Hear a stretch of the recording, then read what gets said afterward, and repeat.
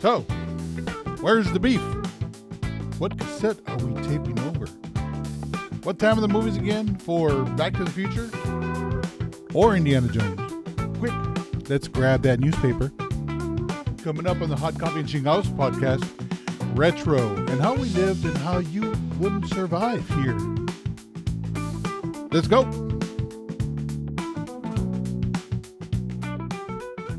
I'm telling you, the road leads back to the 80s and some to the 90s. But I'm telling you, I ain't afraid of no ghost either, because everything was real back then. You know, costumes were real. Everything compared to today's CGI stuff is just, you can't compare it. Yeah, you can tell there's a crazy guy in a mask, but you know what? At least the effort was there. But then again, everything was actually influenced by what? The 80s and the 90s. How so? Back in the 80s and the 90s, we actually used to look at a newspaper to see the movie times. What time was Back to the Future playing, or Poltergeist, or Ghostbusters, or Die Hard, Predator, you know, all those awesome blockbuster movies.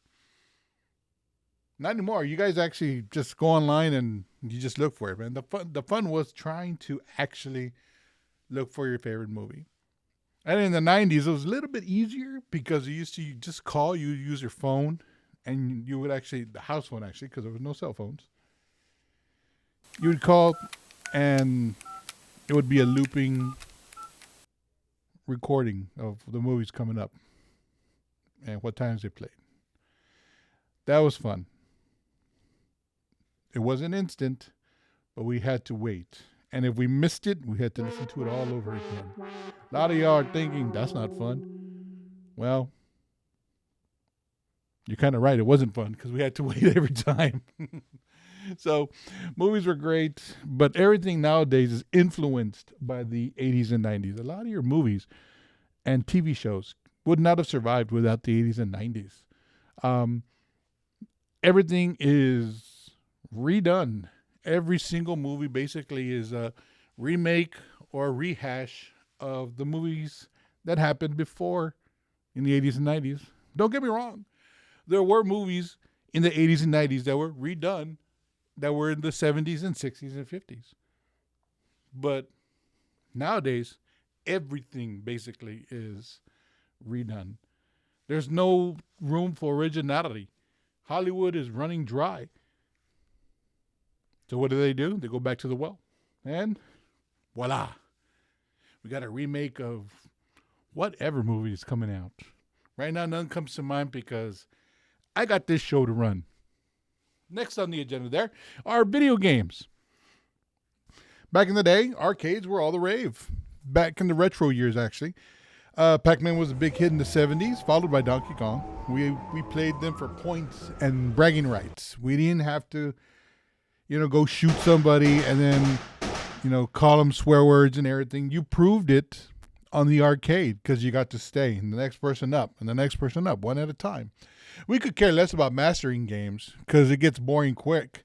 A lot of kids nowadays, they're coming back. That's why, like I said, that's why kids nowadays are turning back to the 8-bit gods and retrofitting everything that they see. Bunch of posers.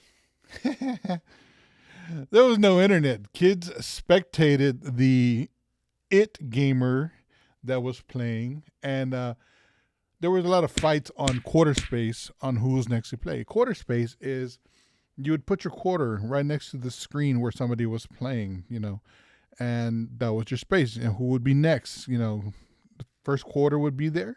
Next person up, they take their quarter and put it there.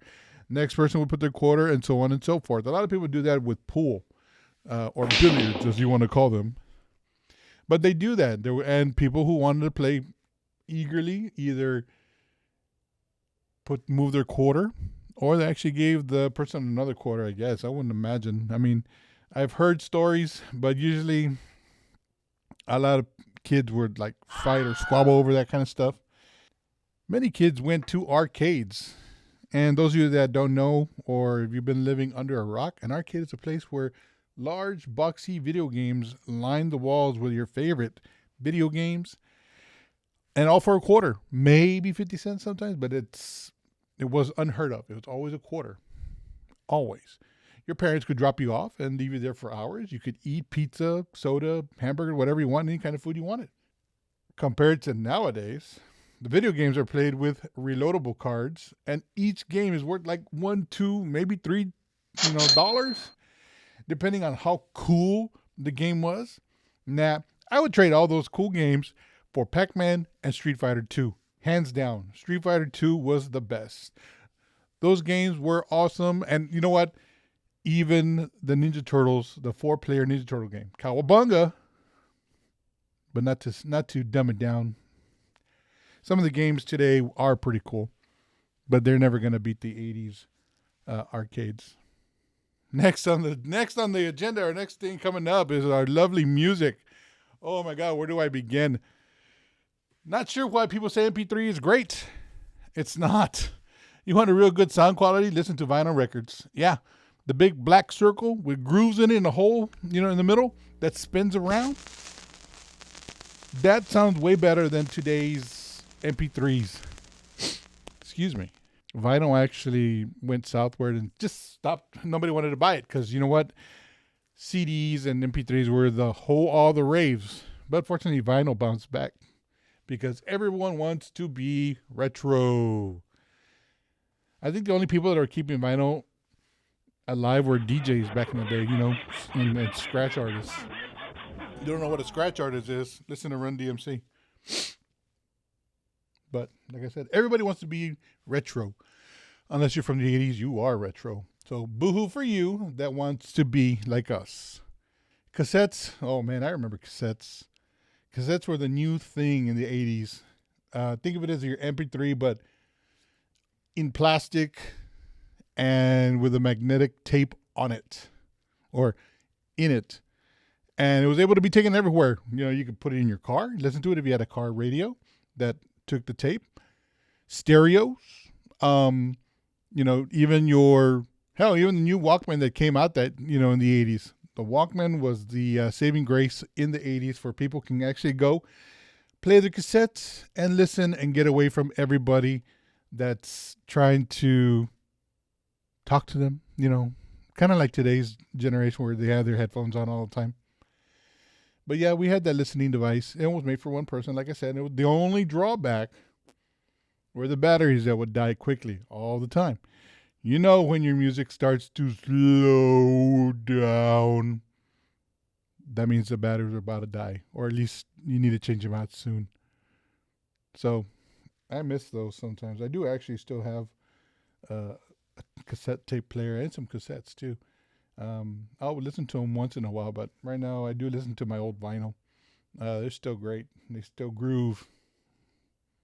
Last but not least, in the music section of this lovely podcast, we have CDs. Well, CDs took charge at the end of the 80s and pretty much all of the 90s. I remember waiting for my favorite band to release their new album on CD. And of course, I had to go get it at Best Buy. That was an actual electronic place where they actually sold movies and CDs and tapes and electronics for kitchen and, stereos and TVs and all that good stuff. I remember that place, and I had to go buy the CD that I wanted. I had to get there early sometimes because as big as the band was, there would be lines or the CD would sell out quickly. Not like today's technology where, you can just open Apple iTunes or any kind of Spotify and the song's there. Where you have the latest music in your palm.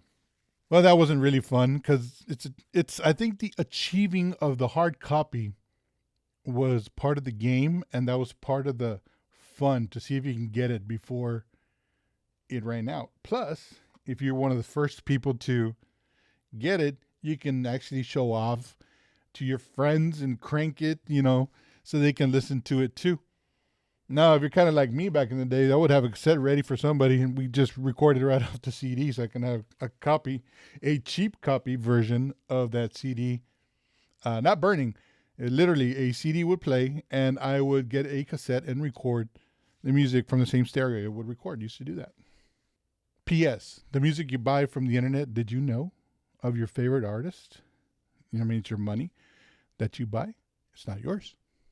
You don't own it. It's not a hard copy. Like me and my Gen X and Millennial cohorts, we've bought many hard copies of music. And we own that.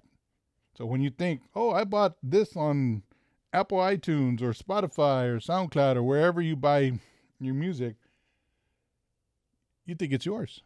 Well, it's not. Say somebody deletes your account. Where's your music now? And that's what retro is all about. I lived it. I loved it. Would I go back? Oh, yes, I would. With the knowledge I knew now, I would definitely go back. But I digress.